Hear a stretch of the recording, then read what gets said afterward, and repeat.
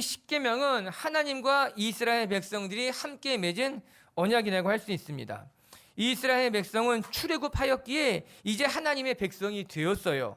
하나님께서는 자기의 백성된 이스라엘에게 십계명을 허락하셨습니다. 여러분, 이 순서가 매우 중요합니다.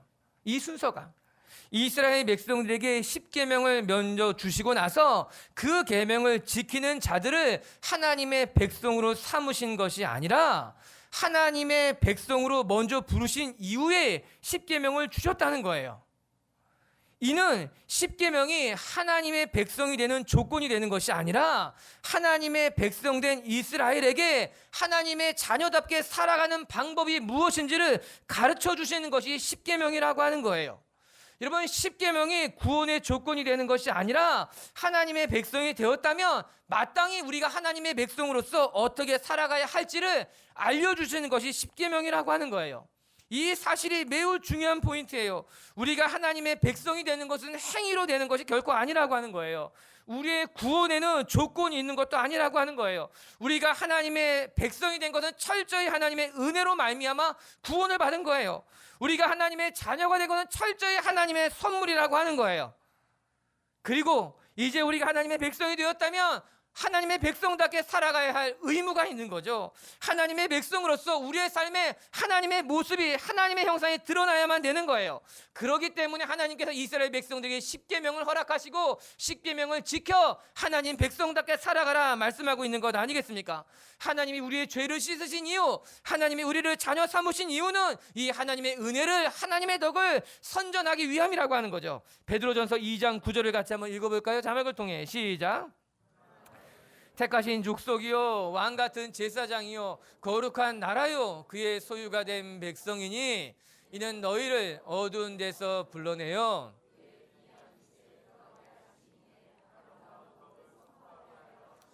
아멘. 우리가 하나님께서 우리를 제사장 삼으신 것, 우리를 선택하신 것은 하나님이 우리에게 베풀어 주신 그 구원, 우리를 자녀 삼아 주신 그 은혜를 증거하고 선포하고 자랑하기 위해서 우리를 하나님의 자녀 삼으셨다라고 하는 거예요.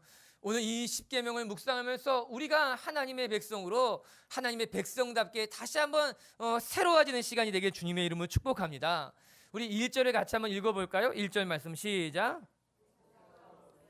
불러 그들에게 이르되 이스라엘아 오늘 내가 너희의 귀에 말하는 규례와 법도를 듣고 그것을 배우며 지켜 행하라. 아멘. 매우 중요한 말씀이 등장합니다.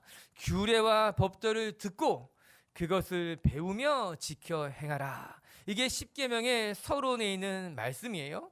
여기서 중요한 것은 배운다라고 하는 것입니다. 즉 하나님의 말씀, 율법, 하나님의 백성으로서의 살아가는 법을 배우라 이렇게 말씀하고 있는 거예요.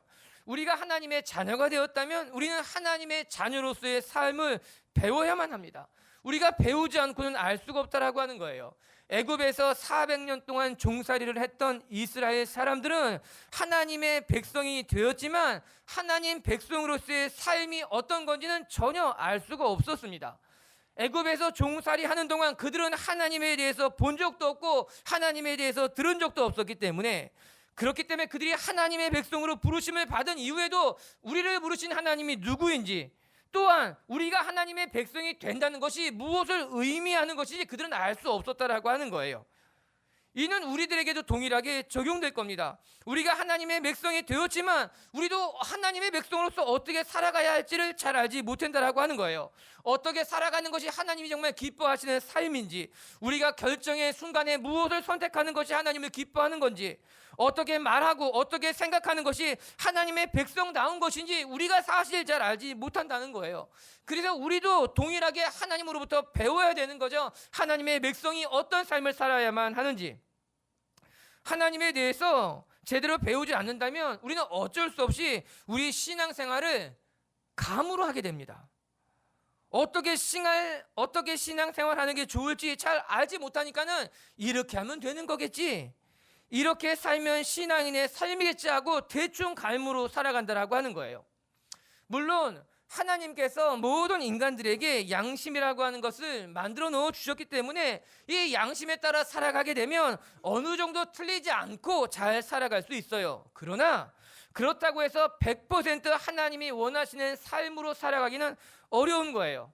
그래서 하나님의 백성이 되었지만 잘 알지 못하기 때문에 감으로 살아가는 거예요, 우리가. 그런데 여러분, 감으로 살아가는 사람들의 공통점이 있어요. 뭐냐? 대충 신앙생활 한다라고 하는 거예요. 제 친구 중에 아주 탁구를 잘 치는 사람이 있었어요. 그런데 그 친구는 운동신경이 좋기 때문에 못하는 운동이 없었어요. 거의 다 잘했어요.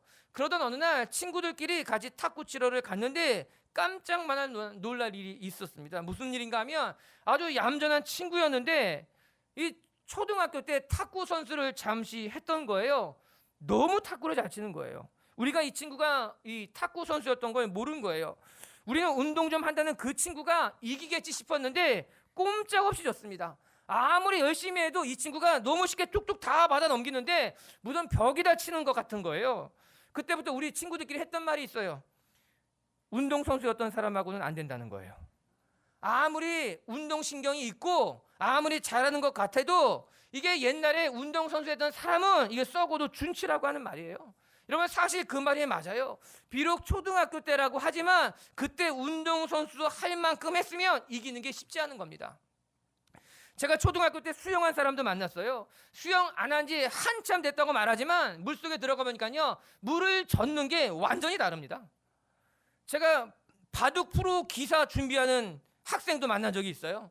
이 고등학생인데 고등학교 그냥 내려놓고 프로 기사 준비하는 아주 젊은 친구였는데 제가 그 친구랑 오목 한번 뒀어요. 새로운 세계를 경험했어요. 야, 이거 이렇게도 할 수 있는 거구나. 전혀 새로운 세계를 경험했어요. 이는 다 한결같이 제대로 배운 사람이라고 하는 거예요. 운동신경이 아무리 좋고 감이 뛰어나다고 해도 제대로 배운 사람을 감당할 수는 없는 법입니다. 그래서 배우는 게 중요합니다. 그냥 배우는 것이 아니라 제대로 배우는 것이 중요하다고 하는 겁니다. 우리 신앙도 동일합니다. 하나님의 말씀을 배우고 기도를 배우고 하나님이 기뻐하시는 삶이 어떤 삶인지를 배워야지만 우리의 삶에 신앙의 태가 나는 거예요. 신앙의 틀이 잡혀지는 거예요. 신앙이 점점 깊어질 수 있는 토대를 만들게 된다라고 하는 겁니다. 오늘 말씀에 무엇이라고 나옵니까? 내가 너희 귀에 말하는 규례와 법도를 듣고 그것을 배우며 지켜 행하라 이야기하고 있는 거예요. 감으로 신앙생활 하는 것이 아니라 또 내가 예수 믿고 구원받았다고 해서 이 신앙생활이 한순간에 터득되는 것이 아니에요.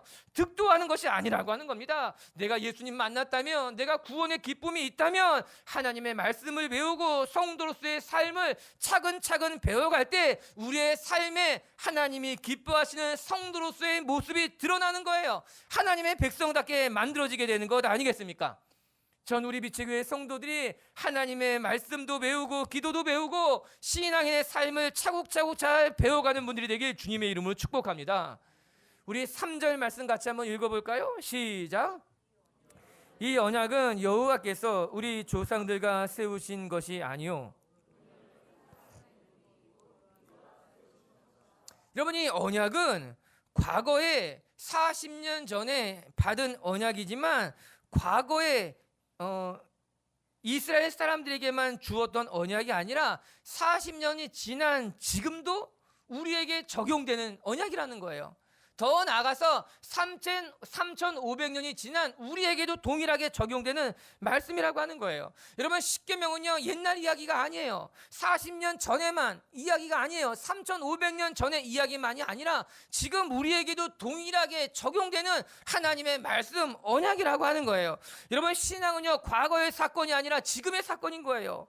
여러분, 과거의 신앙으로 살아가는 사람이 아니라 지금 오늘 내가 받은 은혜로 오늘의 신앙으로 살아가는 사람이 되어야만 된다라고 하는 겁니다. 십계명은 과거 이스라엘 민족이 받은 언약이지만 40년이 지난 오늘 이 말씀을 읽고 있는 이 세대에도 필요한 말씀이고 3,500년이 지난 지금 우리들에게도 동일하게 적용되는 말씀이라고 하는 거예요. 이 말씀 따라 살아갈 때 우리의 삶에 하나님의 은혜가 있는 줄로 믿습니다. 이 말씀 따라 살아갈 때 우리의 삶에 하나님의 형상이 드러나게 되는 거예요. 우리가 하나님의 백성답게 만들어지게 된다라고 하는 거예요. 할렐루야. 오늘 우리가 십계명을 묵상하려고 해요. 이 십계명을 통해서 하나님이 원하시는 신앙인의 삶이란 무엇이냐? 여러분, 첫 번째는요, 하나님이 원하시는 신앙이란 우리가 하나님만 바라보고 하나님만 의지하는 신앙, 하나님만 붙드는 신앙, 그것이 십계명을 통해 우리에게 말씀하시는 신앙이에요. 7절을 같이 한번 읽어볼게요. 시작. 나 외에는 다른 신들을 내게 두지 말지니라. 나 외에는 다른 신을 내게 두지 말지니라. 이것이 첫 번째 계명입니다. 이 계명을 통해 이 계명을 자세히 들여다보면 하나님께서 이스라엘 백성들에게 원하는 것이 무엇인가 우리가 알 수 있어요. 너희들은 나를 섬기라 이렇게 말씀하지 않았어요. 2인칭이에요. 너는 나를 섬기라 말씀하셨다는 거예요. 또한 7절 한 절에 강조되어지는 단어는 나와 너라고 하는 인칭 대명사입니다. 나 외에는 다른 신을 내게 두지 말 것이다. 이 강조하고 있는 것은 나와 너라고 하는 거예요. 하나님께서는요, 이스라엘이라 말씀하지 않고 너라고 딱 이야기하고 있어요. 즉 너희들이라 이렇게 말씀하시지 않고 너라고 이야기하고 있다는 거예요. 하나님과 이스라엘의 관계에 있어서 하나님이 원하시는 것은 이스라엘 한 사람 한 사람이 개인이 하나님과 인격적인 관계를 맺으며 한 사람 한 사람이 하나님의 백성으로 세워지기를 하나님이 원했다라고 하는 겁니다. 즉 신앙이라고 하는 것은 내가 하나님을 만나지 않는다면 의미가 없다는 거예요. 여러분, 내가 믿음이 없는데 모세가 가지고 있는 신앙이 무슨 의미가 있겠습니까? 내가 하나님을 섬기지 않는다면 이스라엘이 하나님을 섬기는 민족이 된다고 하는 것이 나에게 무슨 의미가 있겠느냐라고 하는 거예요.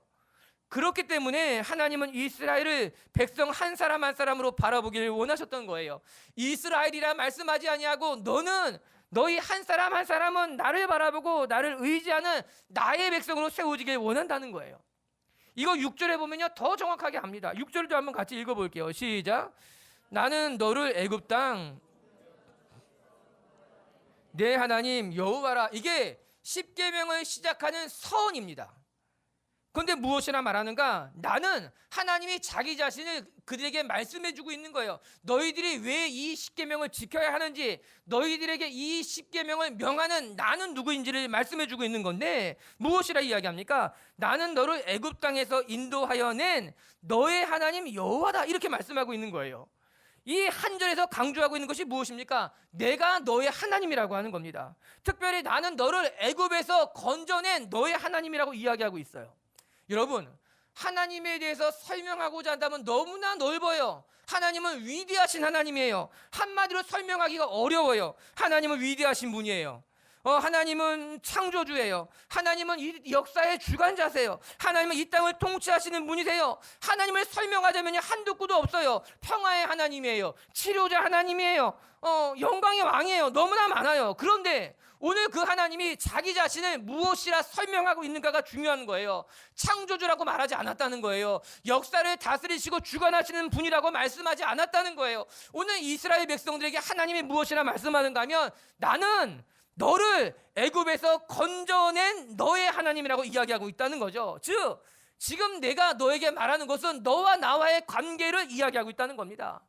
창조주의 하나님을 말해도 좋겠지만, 통치자의 하나님을 말해도 좋겠지만, 지금 하나님이 원하시는 것은 나는 너와 이런 관계야.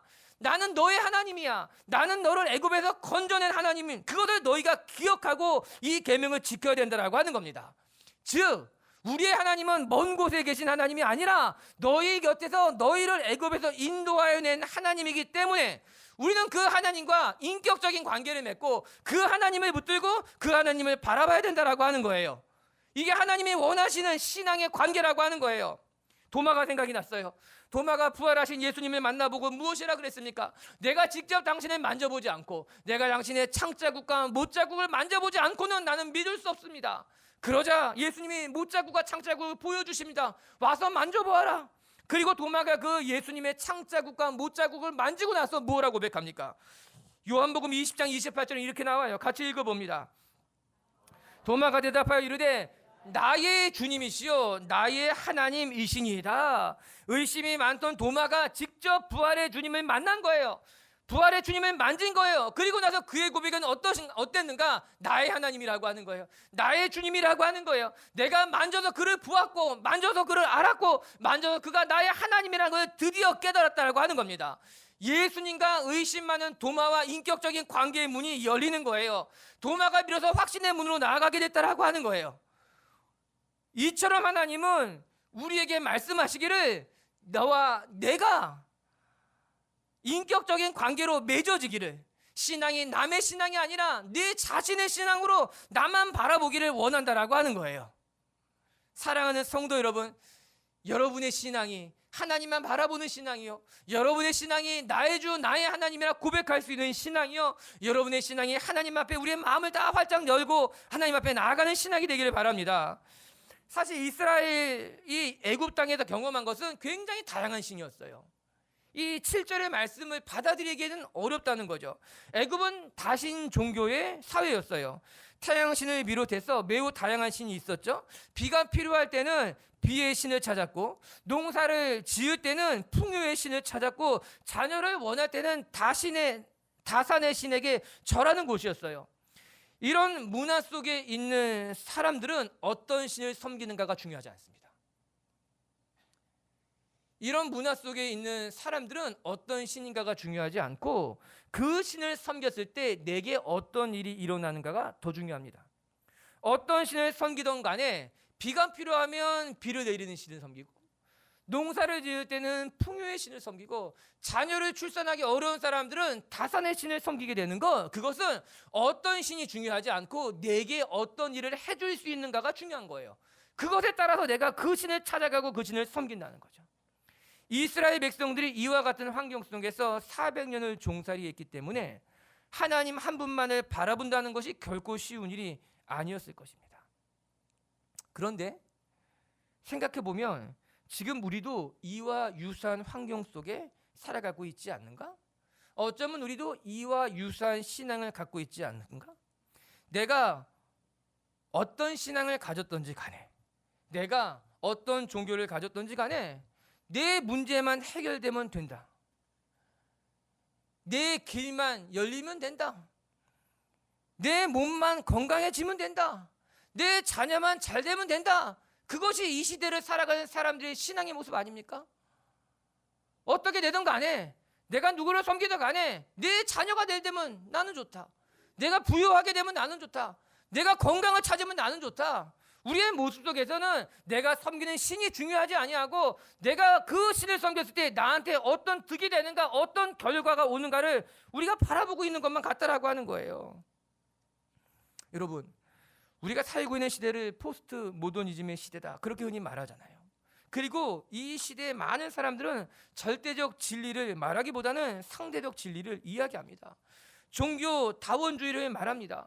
구원이 기독교에만 있다는 것은 너무나 독선적인 것이 아니냐, 이렇게 이야기합니다. 그리고 교회 안에도 어떤 사람들을 보면은 우리가 잘못하고 있는 것처럼 생각하는 사람들이 있어요. 여러분, 물론 우리 기독교인들이 독선적인 사람들이 되면 안 될 겁니다. 다른 사람들과 대화하려고 하지도 않고 무조건 다른 종교를 비방하고 무시하는 것도 저는 건강한 옳은 기독교인의 모습이라고는 생각하지 않습니다. 그러나 우리가 그 가운데서도 양보할 수 없는 것이 있다는 거예요. 진리는 여러 개가 아니라 단 하나라고 하는 이 사실, 오직 예수 그리스도만이 길이고 진리요 생명이라고 하는 것은 양보할 수 없다는 거예요. 예수 그리스도를 말미암지 않고서는 하나님께로 갈 자가 없다고 하는 이 말씀을 우리는 결코 양보할 수 없다라고 하는 거예요. 사랑하는 빛의 교회 성도 여러분, 우리는 하나님만 바라보는 하나님의 자녀가 되어야만 된다라고 하는 거예요. 겉으로 보기에 나에게 유익할 것에 우리의 마음을 빼앗기는 것이 아니라, 나에게 득이 되는 것을 바라보고 그것을 따라가는 인생이 되는 것이 아니라, 우리는 하나님만 바라보고 진정한 내 삶의 신앙은 여호와 신앙이라는 것을 붙들고 하나님만 바라보고 살아갈 때, 하나님만 예배할 때, 그것이 바로 십계명을 통해 하나님이 우리에게 원하시는 신앙인의 모습이라고 하는 거예요. 할렐루야. 또 한 가지는, 우리가 하나님만을 섬길 때 우리는 하나님이 원하시는 방법대로 하나님을 섬겨야 한다는 거예요. 이게 두 번째 십계명일 겁니다. 8절과 9절을 같이 한번 읽어볼까요? 시작. 하늘에 있는 것이나 아래로 땅에 있는 것이나 땅 및 물속에 있는 것에 어떤 형상도 만들지 말며 그들에게 절하지 말며 그것들을 섬기지 말라.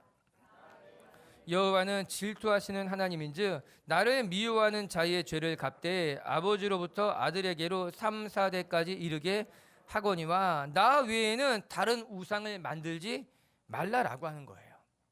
즉 이스라엘 백성들이 눈에 보이지 않는 하나님을 섬길 때에 눈에 보이지 않는 하나님을 눈에 보이는 우상으로 만들어서는 안 된다는 겁니다. 제1계명이 하나님만을 섬기는 것으로서의 신앙의 대상에 대한 것이라면 제2계명은 하나님을 섬기는 방법에 대해서 말해주고 있는 거예요. 제1계명이 하나님만을 예배해라 라는 것을 말하고 있다면 제2계명은 우리가 어떻게 하나님을 예배할 것인가에 대해서 말해주고 있다는 거죠. 하나님께서는 너희가 임의대로 하나님의 형상을 만들어 그것에 절하지 말라라고 하셨습니다. 이스라엘 역사를 들여다보면 이스라엘 백성들이 하나님이 보이지 않게 되자 금송아지를 만들어서 그것을 보고 하나님이라 부르며 절합니다. 출애굽기 32장 4절에 이런 기록이 있어요. 읽어볼게요. 시작. 금고리를 받아 부어서 조각 칼로 새겨 송아지를 형상을 만드니 그들이 말하되 이스라엘아 이는 너희를 애굽 땅에서 인도하여 내 너희의 신이로다 하는지라. 하나님이 눈에 보이지 않자 답답했던 이스라엘 백성들이 어떤 만행을 저지르는가? 자기들이 가지고 있었던 금부치를 다 모아가지고 금송아지를 하나 만들고서는 이스라엘 백성들이 거부할 수 없는 것이 출애굽 사건 아닙니까? 홍해가 갈라진 사건은 그들은 부인할 수 없으니 우리를 애굽에서 건져내신 하나님이 바로 지금 우리 눈앞에 보이는 이 금송아지다.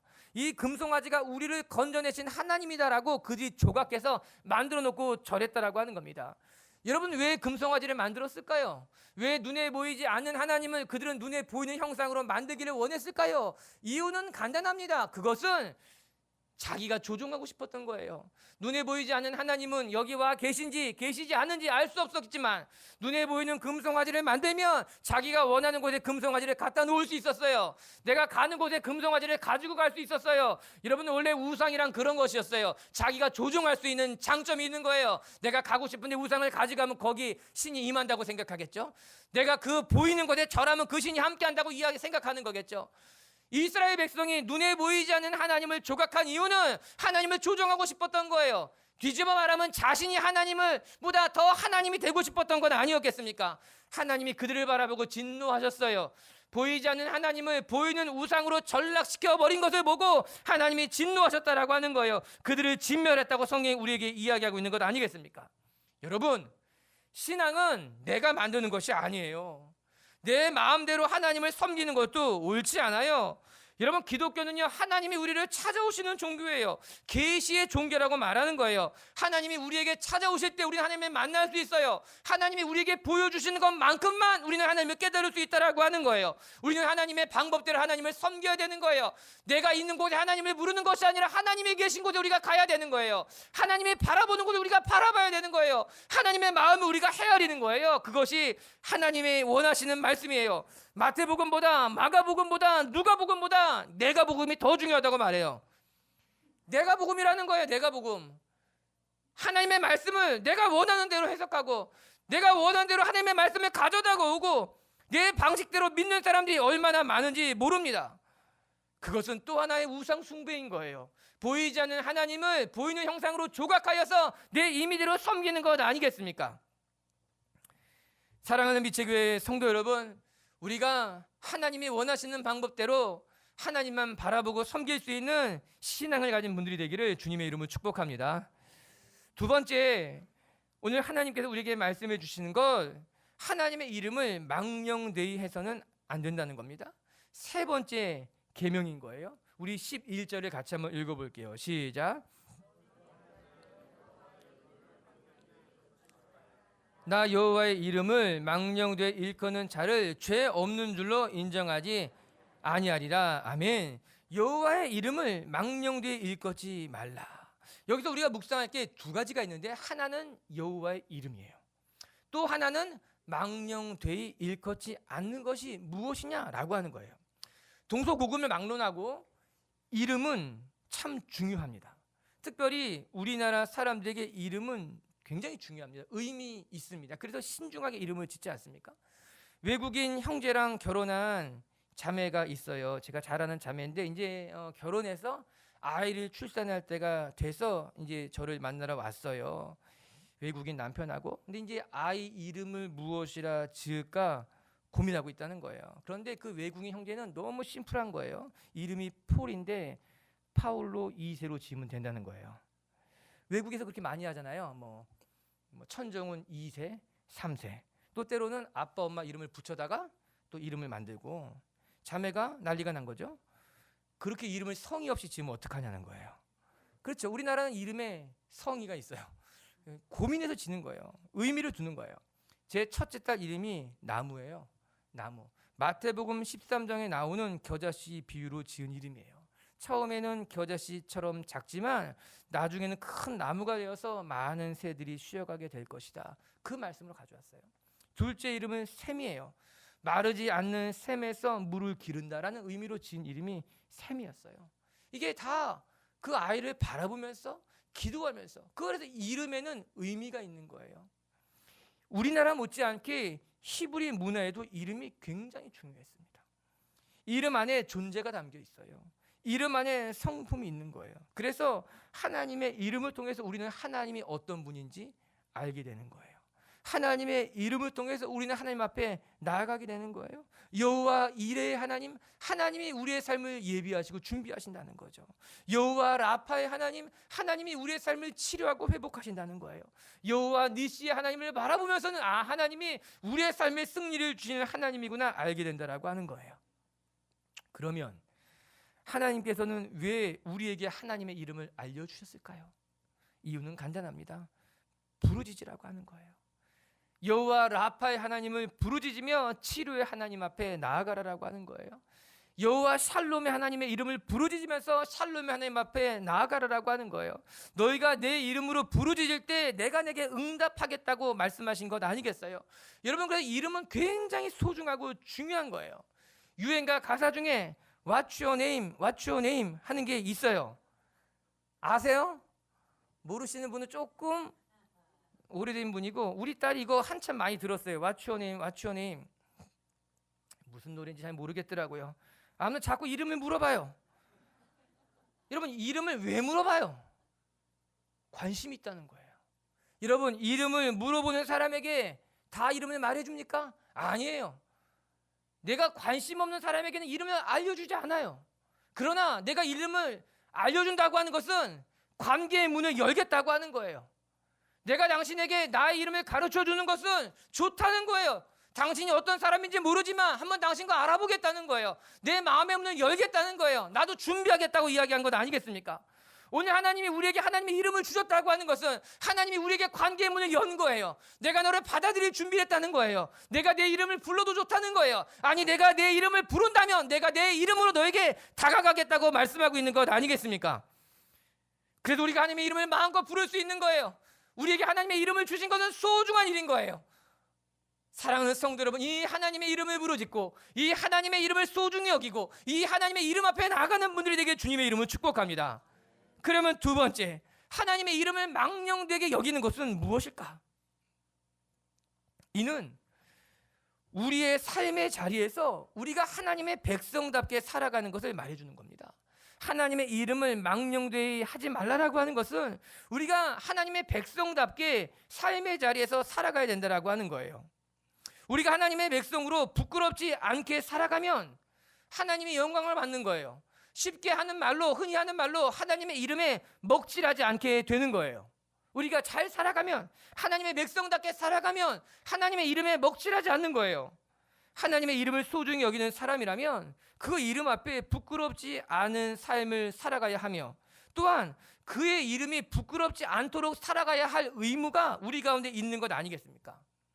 사실 눈에 보이지 않는 하나님을 세상에 드러내는 것은, 눈에 보이지 않는 하나님을 내가 눈에 보이도록 조각해서 드러내는 것이 아니라 우리가 하나님의 백성답게 살아가면 눈에 보이지 않는 하나님의 모습이 우리를 통해 드러나게 되어 있는 것입니다.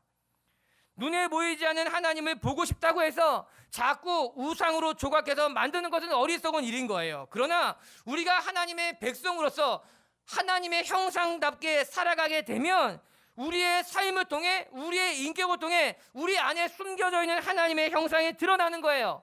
여러분 한 사람 한 사람이 하나님의 거울인 거예요. 여러분의 한 사람 한 사람의 삶이 하나님을 드러내는 창문이 된다라고 하는 거예요. 여러분은 하나님의 축복을 흘려보내는 축복의 통로가 된다라고 하는 거예요. 그래도 우리가 하나님의 말씀대로 살아가잖아요. 하나님의 이름에 부끄럽지 않은 삶을 살아가게 되면 나를 통해 하나님의 모습이 세상에 드러나는 거예요. 나를 통해 세상 사람들이 하나님의 모습을, 형상을 보게 되는 거예요. 우리를 통해 하나님의 축복이 흘러가게 되어 있다라고 하는 거예요. 그러나 반대로 우리가 하나님의 말씀대로 제대로 살지 못한다면 하나님의 이름을 망령되이 일컫는 거예요. 하나님의 형상을 왜곡되게 만드는 거예요. 먹칠하게 되는 것 아니겠습니까? 그래서 우리가 하나님의 이름을 망령되이 일컫지 않는 것은 무슨 말인가? 우리가 삶의 자리에서 하나님의 백성답게 살아가야 된다라고 하는 거예요. 또 한 가지는 하나님의 이름을 오용하지 말라고 하는 거예요. 하나님의 이름을 먹칠하지 말라는 거, 이거 영어로 번역된 것을 보게 되면은 하나님의 이름을 오용하지 말아라, 다른 데 사용하지 말라라고 하는 거예요. 요즘 사람들을 보면요, 무조건 하나님 탓하는 사람들이 많아요. 절대로 옳지 않아요. 왜 자꾸 하나님의 탓을 하고 하나님의 이름으로 엉뚱한 일을 하는가 말이에요. 어떤 사람들은요, 자기가 하고 싶어서 한 일인데도 불구하고 하나님의 일이기 때문에 했다는 거예요. 하나님이 나에게 시켰기 때문에 내게 했다라고 하는 거예요. 제가 가만히 들어보면요, 본인이 하고 싶은 것이구만. 왜 하나님의 이름을 끌어들여가지고 자기가 하고 싶은 일을 해놓고 정당화시키는지 모르겠어요. 전 그럴 때마다 말해줘요. 본인이 하고 싶다고 말해라. 본인이 생각이라고 말해도 괜찮다. 왜 하나님의 음성을 들었다고 말하는지 모르겠어요. 내가 하나님의 음성을 들었다는 거예요. 자기 생각이라고 하면 되지. 하나님의 음성을 내가 들었다고, 하나님이 나에게 시켜줬다고 이렇게 말하는 거예요. 여러분, 그런 사람들은 저한테 조심해야 돼요. 저한테 그렇게 말하면 안 돼요. 정말 하나님의 음성을 들었어요? 근데 물어봐요. 다 하나님의 음성이 높더냐 낮더냐.